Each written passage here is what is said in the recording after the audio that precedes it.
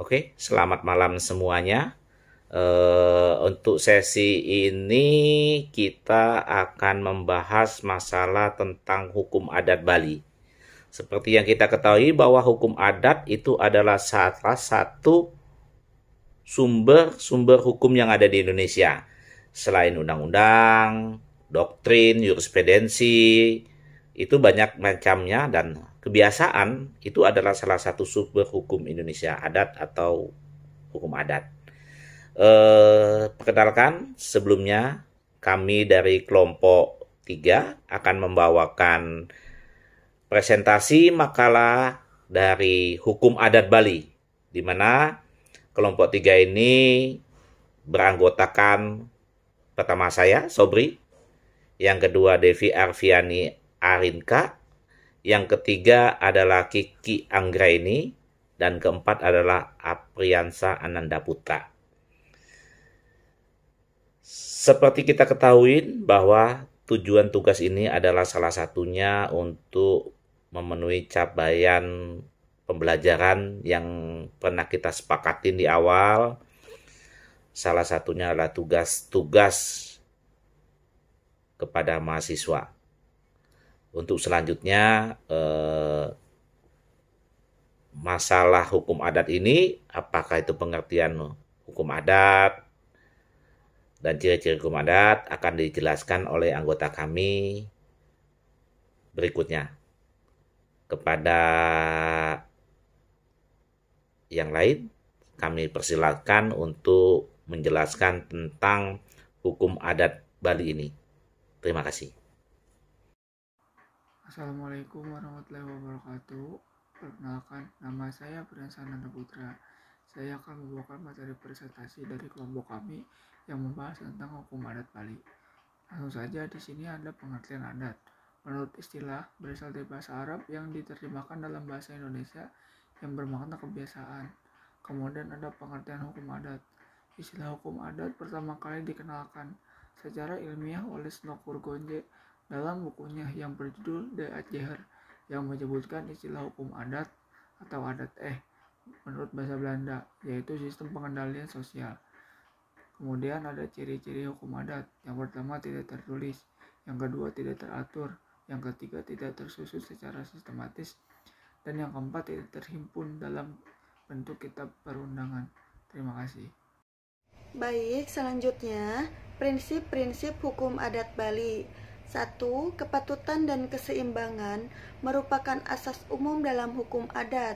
Kepatutan mengajarkan hidup dalam kewajaran dan keseimbangan, mengajarkan kesetaraan dalam hidup bermasyarakat. 2. Trimurti sebagai suatu keyakinan dalam siklus kehidupan manusia yang dijalani, yakni lahir, hidup, dan mati. Kepercayaan terhadap Trimurti diimplementasikan dalam bentuk keberadaan 3 pura, di antaranya pura desa, pura puse, dan pura dalem. Hukum adat dan desa pakraman. Yang pertama, desa tua adalah tipe desa yang ada di pegunungan. Tipe desa ini yang tidak dipengaruhi kerajaan. Kedua, desa Apanage adalah tipe desa yang telah mendapat pengaruh kerajaan.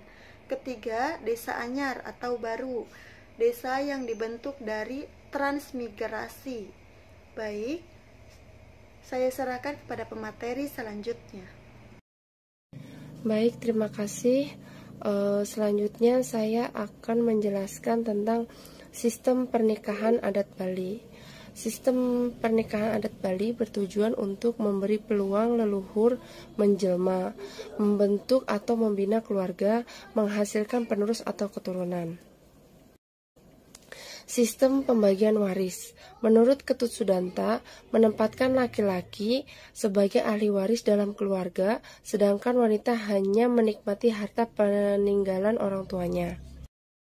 Selanjutnya, tindak pidana adat Bali dan sanksinya. Pengertian tindak pidana atau delik adat adalah sebuah perbuatan sepihak dari seseorang atau kelompok, menyinggung atau mengganggu keseimbangan yang bersifat material atau imaterial. Jenis-jenis tindak pidana atau delik adat Bali yaitu 1. Delik adat menyangkut kesusilaan. 2. 2. Delik adat menyangkut harta benda. Yang ketiga, penyelenggara adat karena kelalaian. Sanksi adat. Yang pertama, arta danda atau denda, jiwa danda atau penderitaan jasmani, dan yang terakhir, sangaskara danda, hukuman dalam bentuk upacara adat. Demikian yang bisa saya sampaikan, saya kembalikan ke moderator. Terima kasih. Dari penjelasan-penjelasan tadi, maka dapat disimpulkan untuk hukum adat Bali ini sebagai berikut. Keterkaitan masyarakat hukum adat Bali terhadap hukum adat memiliki kepatuhan dan keseimbangan. Adat Bali yang dijiwai dengan agama Hindu berada pada prinsip-prinsip yang dikenal dengan Trimurti, Trihita Kara, Tatwamsi, dan Trikaya Parisudi.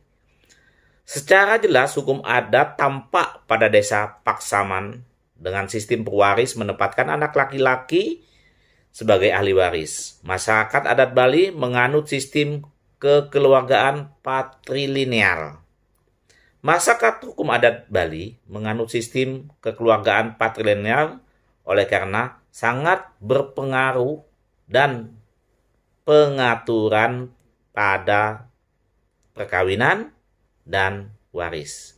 Anak laki-laki adalah penerus keluarga dengan kewajiban hak untuk meneruskan keberlanjutan keluarga. Mungkin itu kesimpulan dari makalah kami. Kepada para audiens yang mau bertanya, kami persilakan. Terima kasih.